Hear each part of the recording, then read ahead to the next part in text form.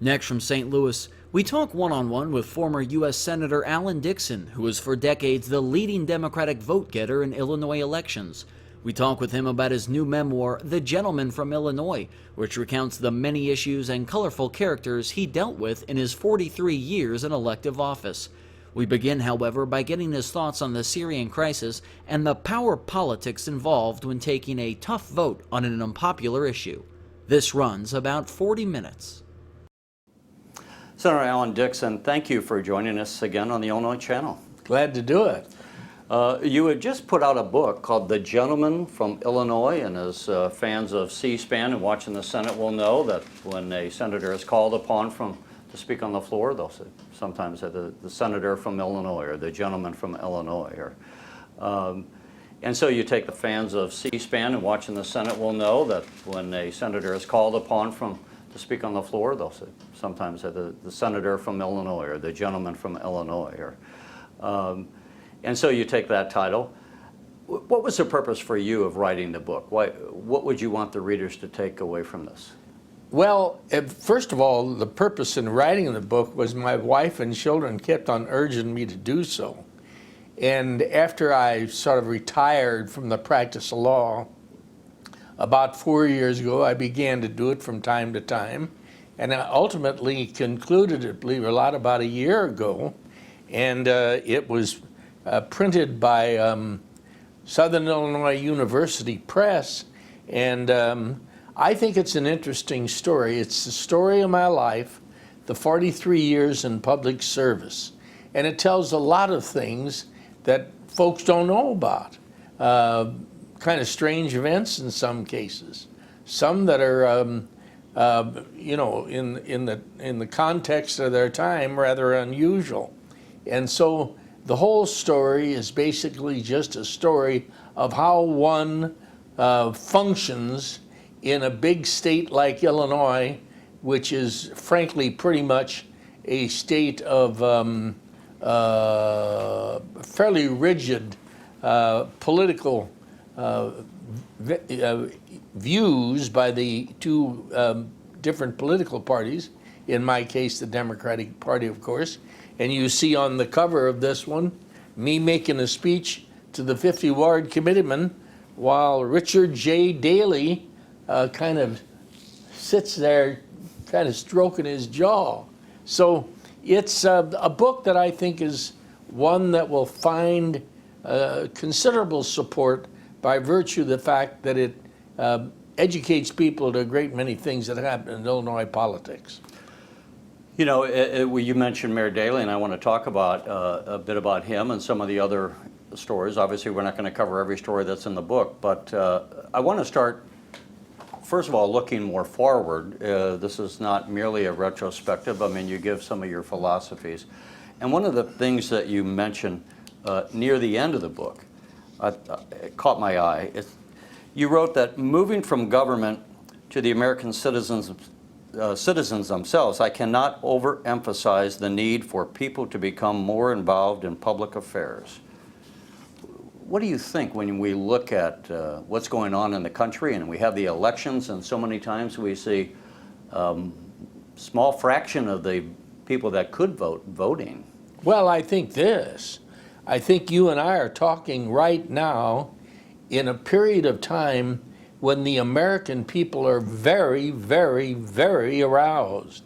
And it's extremely interesting because while I won't mention names, I know of two members of the Congress who I earlier thought would support the actions that the president wants to take in Syria, and now I'm pretty convinced they're not going to. And as I sit around visiting with friends or talking to people in my community, I get a sense that people are really, really, really unhappy with this idea of going in there. I think that people are tired of these wars we've been having. I think they're finished with Afghanistan. I think they're finished with Iraq. And I think they don't want to get into Syria. You know, and I'm glad you brought that up. That was the other thing I wanted to talk about. Not what you think per se on Syria, But as we tape this, the president is going to address the nation tomorrow evening. Oh, yes, tomorrow evening. And eventually the Congress will take a vote, and we'll see Yes. how we don't know how that will go. But let's talk about Syria, because it's in everyone's mind as we record this, as an example of what would be a tough vote, let's say. Or could That's be a tough one. Let's talk, you were in this. There will be people that will lose their seats over this vote. I mean, yeah, and so you have people being polled on both sides. Yes, Liberals who their base doesn't want them to vote for Syria, and yet you have this very liberal president who's asking them for their vote, and normally they would be with them. It's a strange group of bedfellows, you might say, in the Congress when John Boehner and Nancy Pelosi are on the same side. Well, it is, and I'm quite amused about it, because to see Boehner and Cantor come out as they did and immediately express support, you know, that amazes me for this reason. I'm pretty sure they represent a minority view on their side. And I think, and I like Boehner, I think this is going to be a very uncomfortable experience for him. I truly do. Now, I think the leadership in the Senate can probably get just enough. But I'm beginning to wonder whether the House can get enough votes, because, see, there's a lot of Democratic votes that are going to depart on this particular question. And I'm pretty sure that the result will be close, and I think there's a very good chance the president will lose this vote. Now, my dear friend, if he loses the vote, what happens then? I think he really still has the power as President of the United States in the circumstances to go forward with this. Would he do it? I don't think I would do it. I think the only thing that would work here is for him to have a pretty substantial meeting with a great many countries and get some kind of an arrangement that would be a satisfactory one for everybody and that would be somehow supported. But clearly at this time, you know, the numbers are unbelievable. Yeah, 60% just came out that were against, of the American people, were against military action. Yeah, I'm surprised it's not more. I hadn't seen that. You know, you were on the Armed Services Committee. Yes, sir. Were very involved in, you served in the military, were very involved with defense issues. You say you're a Harry Truman Democrat, and for those that don't remember what that means, it's, you're strong on defense. Oh, yes, I am, and I chaired Readiness, which had 38% of the budget and all of the military, you know, holdings, so that it was pretty significant. And I don't know what those folks on that committee are going to do, but I think there are many that won't be for it. Here's a question I have for you. It seems to me, is the president, and again, let's just talking about Syria and tough votes and the art of governing, does the president weaken the institution of the presidency by asking Congress, when he's only going to be, I mean, in relatively speaking, he's not talking about invading with troops the country.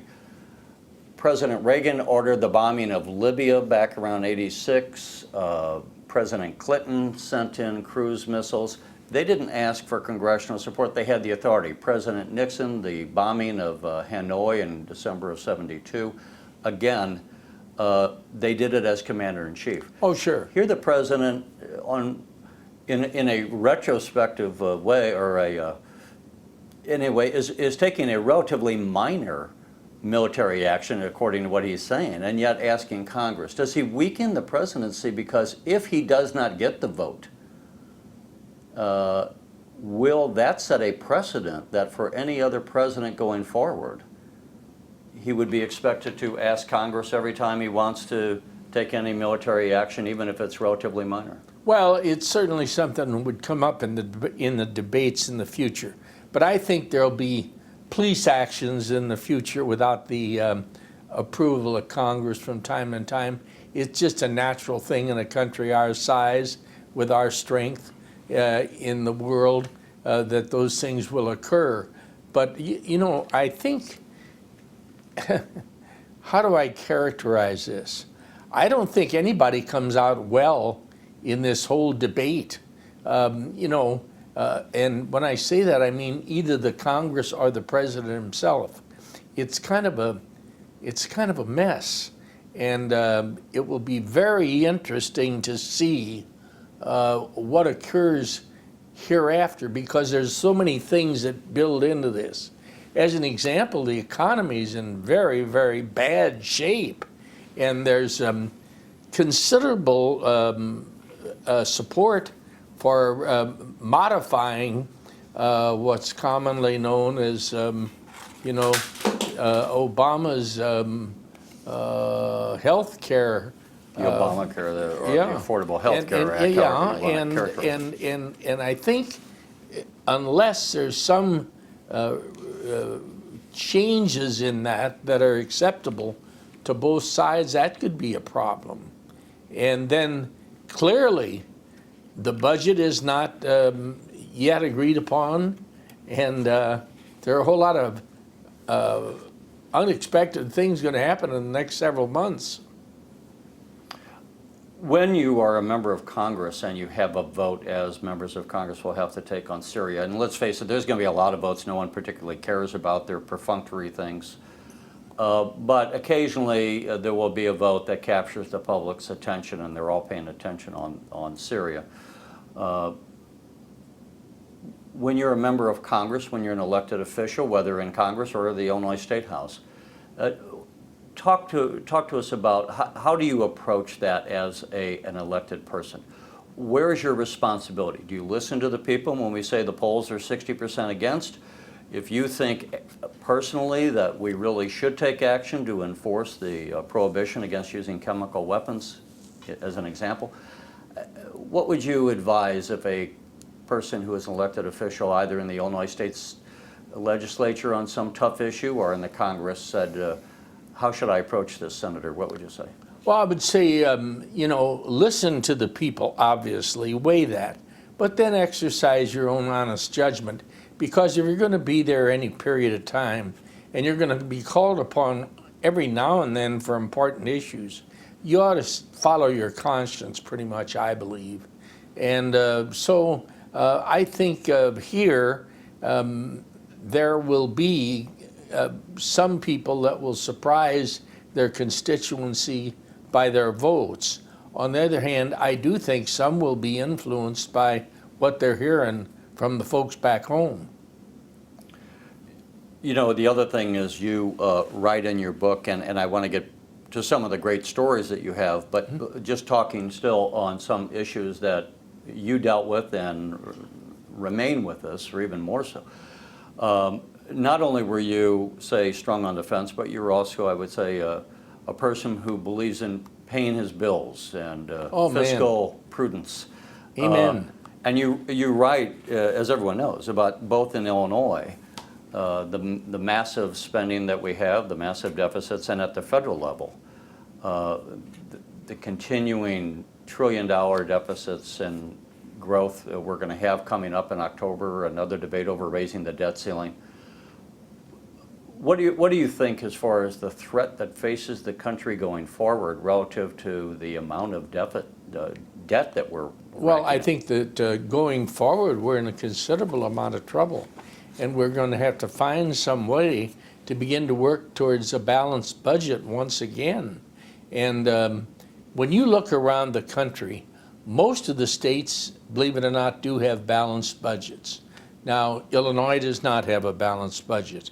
And Illinois right now is second in the nation in economic difficulty, next to Nevada of all places. I would have thought it might be California, but it's Nevada.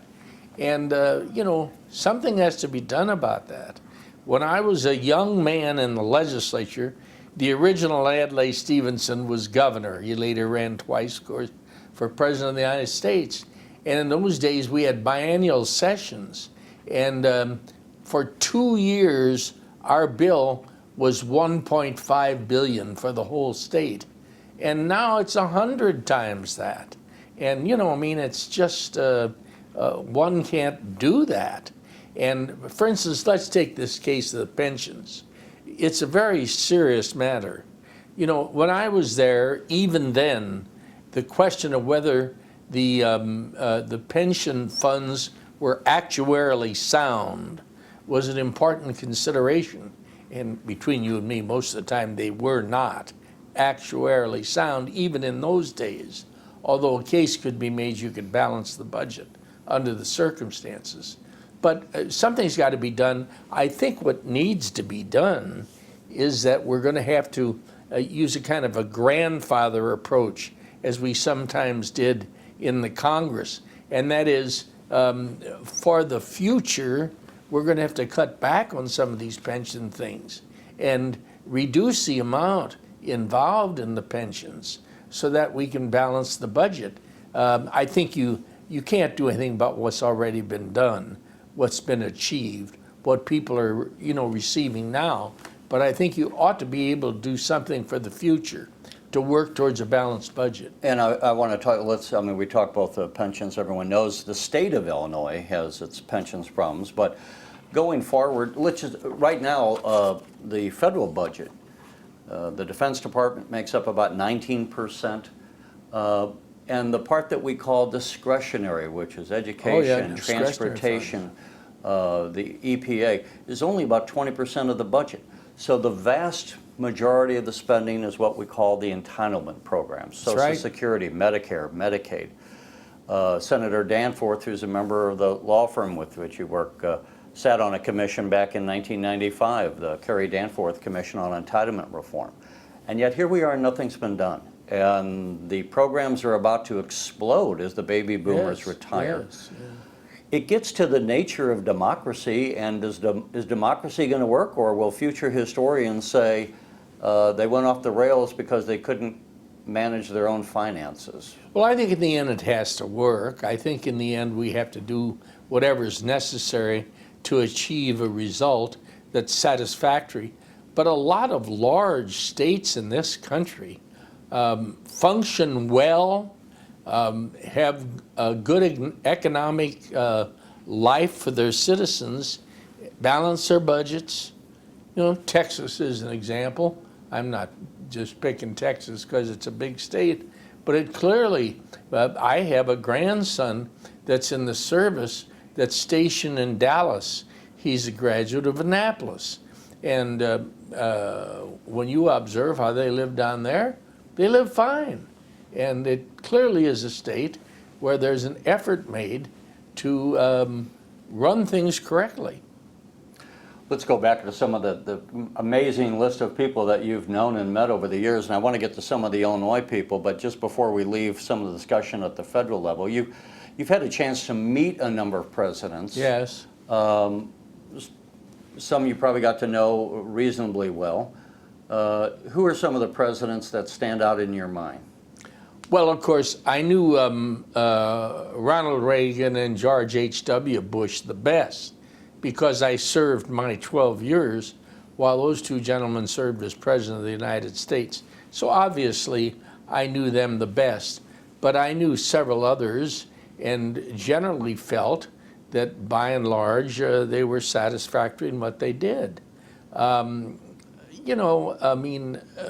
Governing this country is not an easy thing, but it isn't done by one man. It's done by a whole lot of people.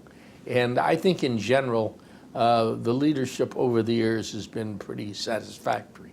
And the nature of governing is, people sometimes think there's a president, and I think people who don't follow politics ascribe to him powers that he doesn't really have, as if he's a king and can wave a wand and make things happen. Is it fair to say that governing is more like an ongoing tug of war with each side pulling and you make your negotiations and resolve things along the way? You bet, but you need to understand that under different circumstances you get different results. When I was there, Ronald Reagan was a conservative, obviously, and Tip O'Neill, the Speaker of the House, was a very, very liberal guy. Now, I happen to know Tip pretty well because he kept a lot of company with Danny Rostenkowski, and I went out with him to dinner and things like that, got to know him pretty well. Well, what people don't realize is they fought in public a lot, but Tip O'Neill would go to the White House and sit down with Ronald Reagan and have a few drinks a lot of times and talk about private matters and work out the kinds of significant details that had to be worked out to succeed.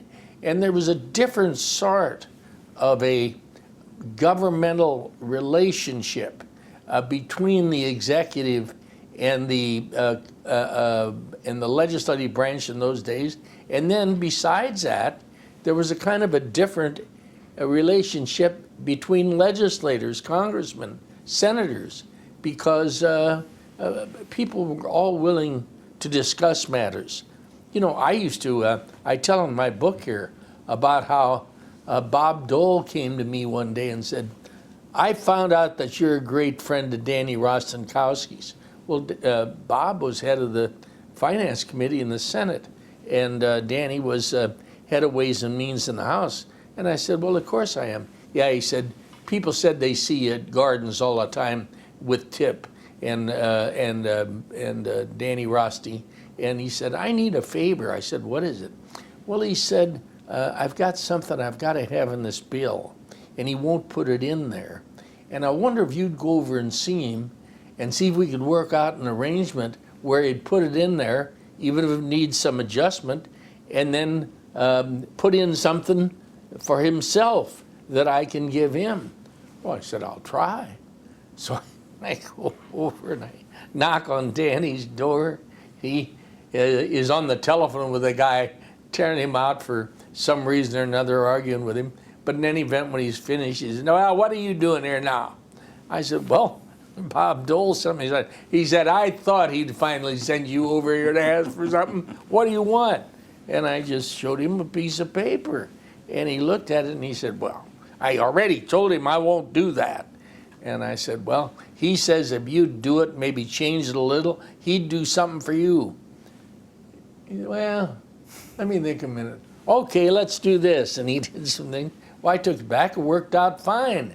And after that, it wasn't frequent, but on rare occasions, I would deal between those two guys who were the most powerful men in the House and Senate on issues affecting finances. And it only shows that in those days, those things could be done. And I say those things can be done again today. Now let's take what's going on right now in Springfield as an example, because so many people there are people I'm very, very fond of. The Speaker and I have been friends since we were kids, and I love him. And, I understand the difficulties they're all having with one another right now. And, obviously, there's not much of a relationship, if you'll forgive me for saying so, between the legislature and the governor. But if they would put 3 or 4 of the best men that each of them has in the two houses and in the executive branch together and make them a committee for the two houses and speaking for the governor to work out some kind of an arrangement, something could be worked out. Now, might not be satisfactory, might not be something that needs more work later, but something could be done.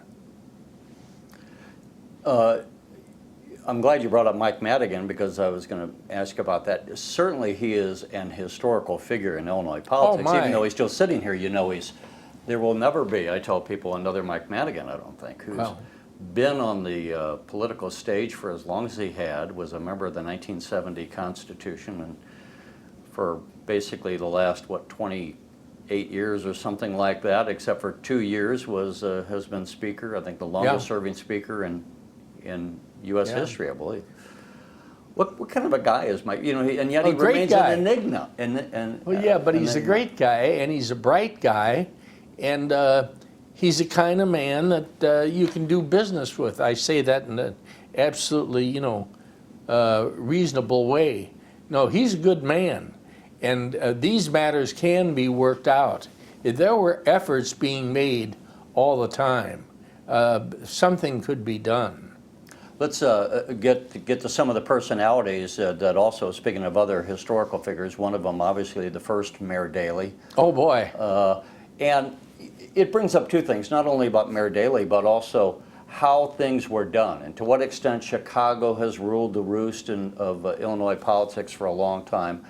And here you're a downstater. As we sit here on the banks of the Mississippi, you grew up across the river in Belleville. You had to stand up to Mayor Daley for times.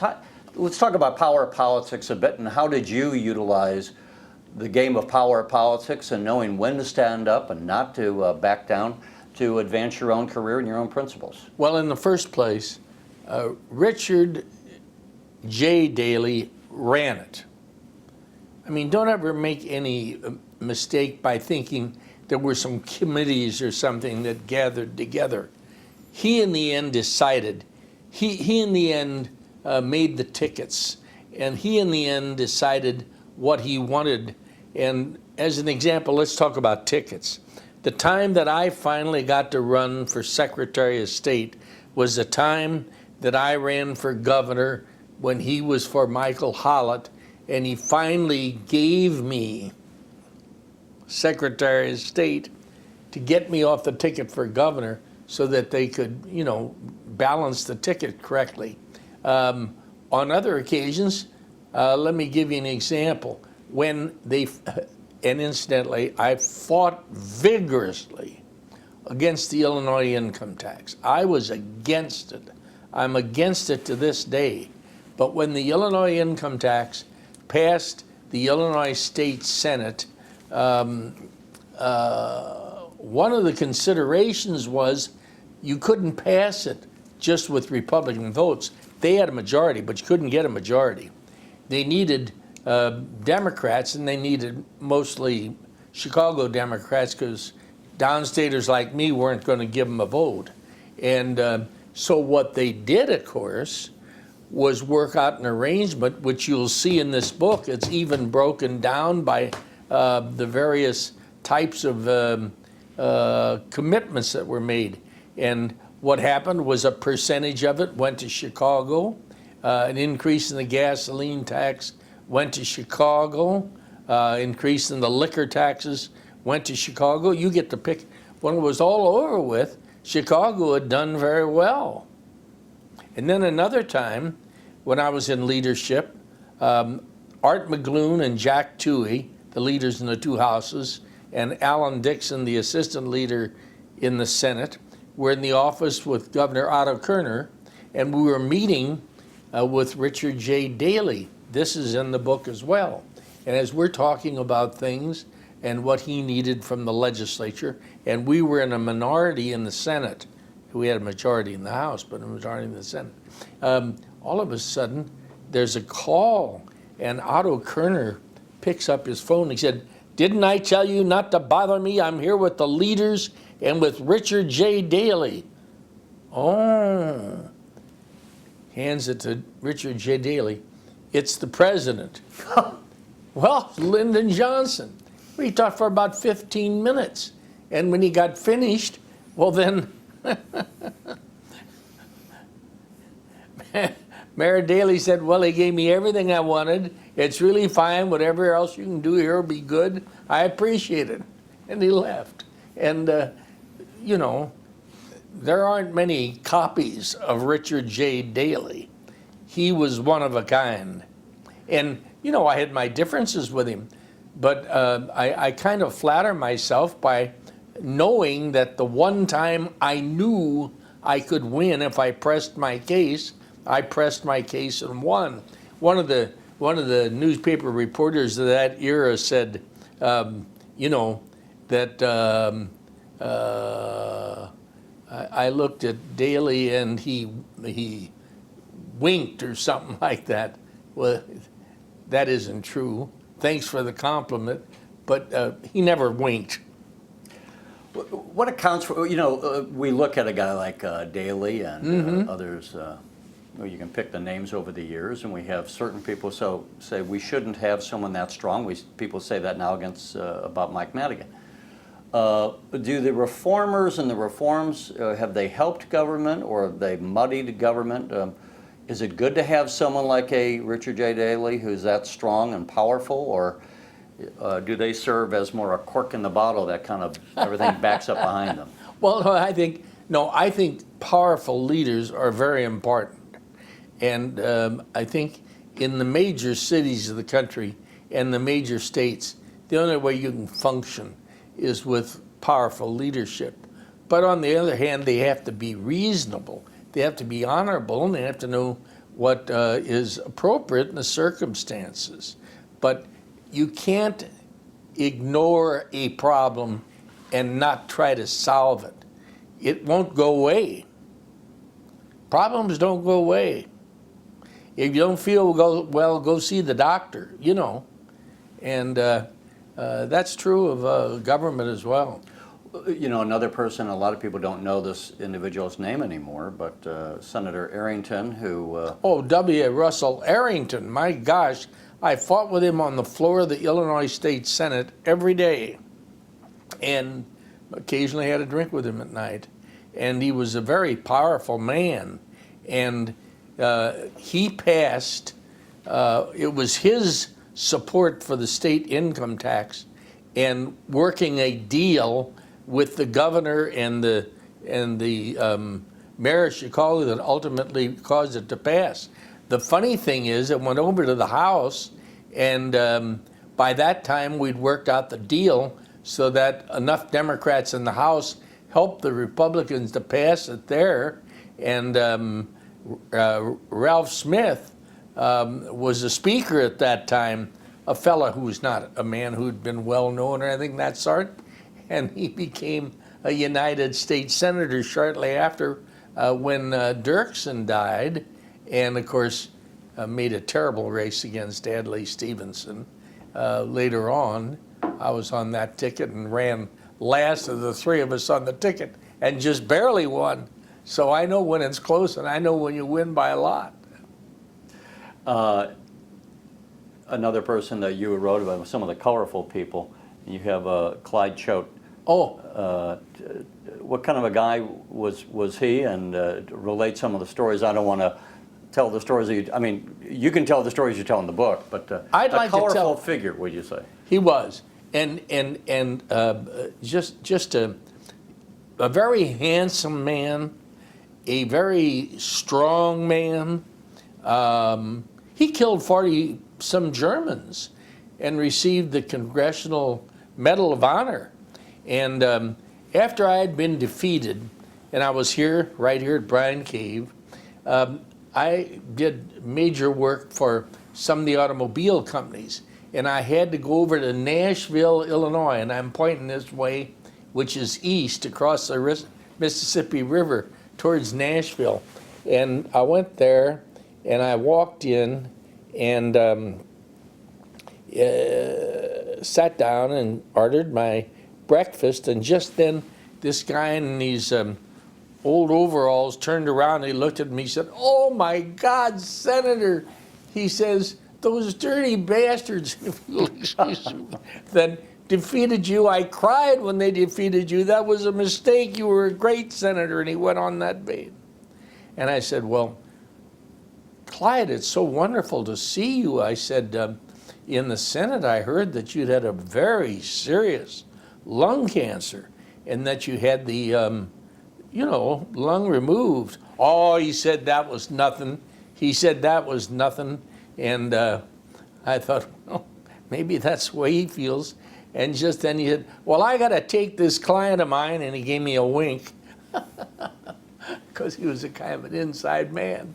And he's going to take him up to see the Department of Transportation guy in Springfield to get him some help about his highway work. And as he turned to go, he reached in his pocket and he took out a pack of Camel cigarettes and took one and put it in his mouth and lit it. Now he was, I imagine, very young 80s by then, but probably had turned 80 by then. Here was a guy that fought and killed 40-some Germans, and I know of at least a couple taverns he fought in his lifetime. And in the end, a Camel cigarette didn't bother him. When you talk about a ride you took with him driving up to Oh my Atlanta. God. Yeah, we went over on the river, on the Illinois River, to eat catfish and drink beer. And he had a great big white car. And I think it was a Chrysler 300, which was a popular car of that era. But it could have been a big Buick or something. But in any event, he drove over there, and I looked a couple of times. He was going about 100 miles an hour. Now he's on country roads. 2-lane roads, yeah. Yeah. And then we got all finished, and I would take beer. And you've been drinking beer, I was going to Well, say. yeah, but most of those guys drank hard liquor as well. And here they came shooting back 100 miles an hour to Springfield, Illinois. I went right up the bed, believe it or not, but he was different. And I think you were saying then they remained drinking, and yet Oh, yeah. the next day he was down on the Oh, floor, he's down on the fresh floor as a running daisy. things, fresh as a daisy. Yeah. So hard drinking guys, but on the other hand, got things done. And Oh, yeah. to what extent, when you have those relationships and you're drinking buddies, or you play poker together, whatever, how does that affect legislation, the ability to get things actually passed? Not too much actually. Most of the time, you can find a way to work things out. People that want to work things out can work things out. I think you see, if you read this book, that I was responsible for the judicial article. Now, it took me almost 20 years to pass that judicial article. Got rid of the justices of the peace and the police magistrates and the constables and all that kind of stuff, and gave us just a straight circuit court in every county and so forth. And it took a long time and a lot of arrangements with other people to get that done. And I think one of the things you have to understand is it is necessary usually to make those kinds of arrangements. Now, it bothers me, if I may say so, it bothers me when you do something by a vote like they had when they passed Obamacare in the United States Senate. I think it was 53 Democrats and all of them voted for it. And I don't remember an occasion where there was anything that controversial that everybody thought was that good that our whole side voted for it. Although when I was in the United States... And not one Republican vote. Yeah, and when I was in the United States Senate, frankly, there were more conservative Democrats from the South, and then there were some people, one or two like me from the North, that had like 70% voting records. In other words, we voted with our party 70%, and with the other side 30%. That was different then. But that was always, I thought that was a very strange vote, maybe the strangest vote of my lifetime, from the perspective of how they were able to do that. And as you can see, several people have retired as a consequence of that vote. Well, Senator Alan Dixon, we could go on for a long time. There's a lot of stories to be told, and they're all colorful, and we appreciate you taking the time and sharing these stories with us. You're watching the Illinois Channel, an independent nonprofit corporation formed to provide gavel-to-gavel coverage of Illinois state government and other public affairs events taking place across Illinois.